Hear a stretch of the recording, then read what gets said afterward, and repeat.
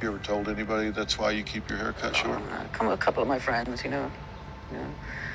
But that was a huge part of it. I didn't want to be raped. I didn't want to be molested. I did not want to dress like a girl. I did not want to be pretty. Other girls beat you up if you're pretty. God, that's so relatable. So this was how I was raised, and this is what I was for a really long time for that exact same reason.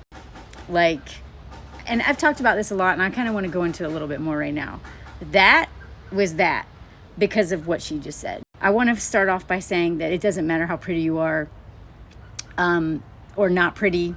Pretty, of course, is always European standard of what pretty is anyway, which is rooted in white supremacy and anti-blackness especially. But it doesn't matter. It doesn't matter what you look like. Every woman is a target. So trying to make yourself more masculine looking or whatever does not actually protect you. It does protect you a little bit. I just want to put that out there because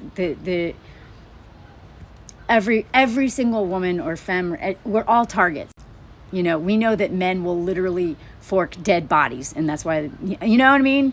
They'll fork like mashed potatoes. It doesn't matter. Now, I do believe that part of this whole adventure of living in my truck, being outdoorsy, literally not looking in a mirror for most of my 20s, which I believe is one of the reasons why I got so confident, because I had no idea what I looked like, because I was literally in the outdoors all the time. I was on backpacking trips, whitewater rafting. The only mirror I had was the rearview mirror in my truck, right? So I didn't know what I looked like, and that was so liberating. However, I do believe that one of the reasons why besides being like a tomboy and just loving being dirty and in nature and just like wild, like that's who I am. I'm always like a little dirty and whatever. My husband finds trash in my pockets all the time. I'm like Pigpen. I've gotten that nickname from multiple different people. Or Tornado Rainbow is what my husband calls me. It's like, you're just a mess, but it's beautiful. I know now one reason why this chick was so tough and wanted to not be feminine at all. For the same reasons that beautiful, beautiful woman who suffered so much violence in her life and died way too young. Exactly what she's talking about. And I do think also that it was not just like so that men wouldn't be as attracted to me, so they think I was one of them. So they think I was one of the boys. And like I've said a lot, like that's literally, I wrote it for Outside Magazine. I've talked about it a lot. This is why I relate a lot to men, is because I literally tried to become one, like not like in a transgender kind of way, but literally just hiding under this armor of masculinity, toxic masculinity, so that men would leave me alone and treat me hopefully as an equal, which they never did, because there was always something it was hinging on. Like I've talked about before, if I hook up with someone, boom, it's over. Or they're always going to try to target me somehow, right? They're always going to think they know better than me. So one of the big aspects of my journey in healing from incest and schmegdual violence and all that stuff that at the hands of men was,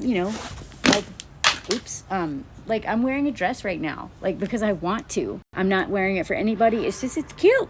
And being like letting myself be feminine and dress, like feel like pretty and schmegsy and all that stuff is an act of revolution for me.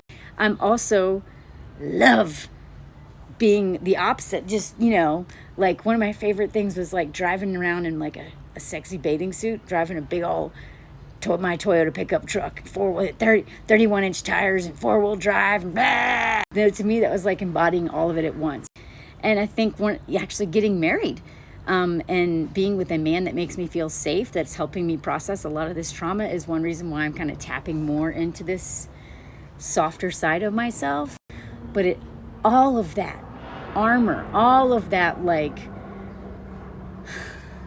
not all of it. I am a tomboy, but so much of it was just so men would leave me alone and let me do what I want to do, which is mostly do what men do. In terms of, I wanted to climb, I wanted to raft, I wanted to do all this tough stuff, I wanted to challenge myself, I was also running from trauma, just like men do a lot and hide in their hobbies, especially dangerous ones. But I just wanted to feel strong. And the more I was like a British feminist, strong, tough girl, the stronger I felt. But get me around an older man, I would go right back to being a girl. Get me around any kind of predator, boom, right back to being a girl. And it's such a like mind fork to be literally like such a walking contradiction. Being stalked by an old hitchhiker man all the way from Wyoming to New Mexico, and him showing up at the trailer I lived in because some men told him where I lived, some guys on the river that I worked with, real smart guys. And then he showed up in my office place. I lived in the backyard of the restaurant I worked at. And then this old nasty man who had stalked me, I let him sleep in my truck with me and spoon me all night with his white socks on and his black leather jacket and his like weird leg that didn't bend because he's old.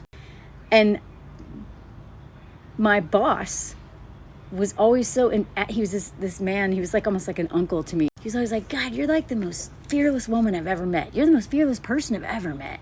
And I just remember thinking, if only you knew what old men did to me.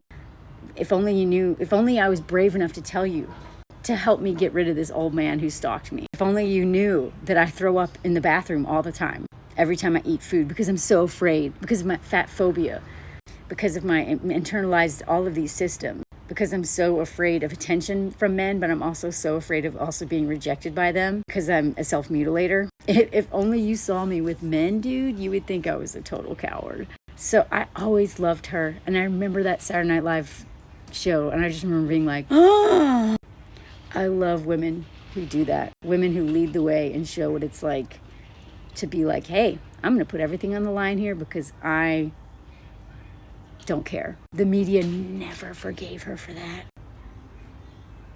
But she stayed true to herself. And that's honestly one of the... Not only staying true to yourself, but finding yourself. Because a lot of us end up hiding behind our protectors. You know? I don't have to be the big, tough, strong, toxic, masculine, feminist woman in the outdoors that you don't mess with. But it's also this weird, like, kind of cool girl, pick me kind of thing. I don't have to do that anymore. I can still be strong and tough and, chaotic and have, stains all over my clothes and also be really schmegzy and beautiful and soft and all that other stuff. God, the things that we do to protect ourselves. It's exhausting. And as a cishet white woman, I'm even more protected than women of color, especially black women, trans women, systemically, The system protects me more, so I can't imagine how much worse it is.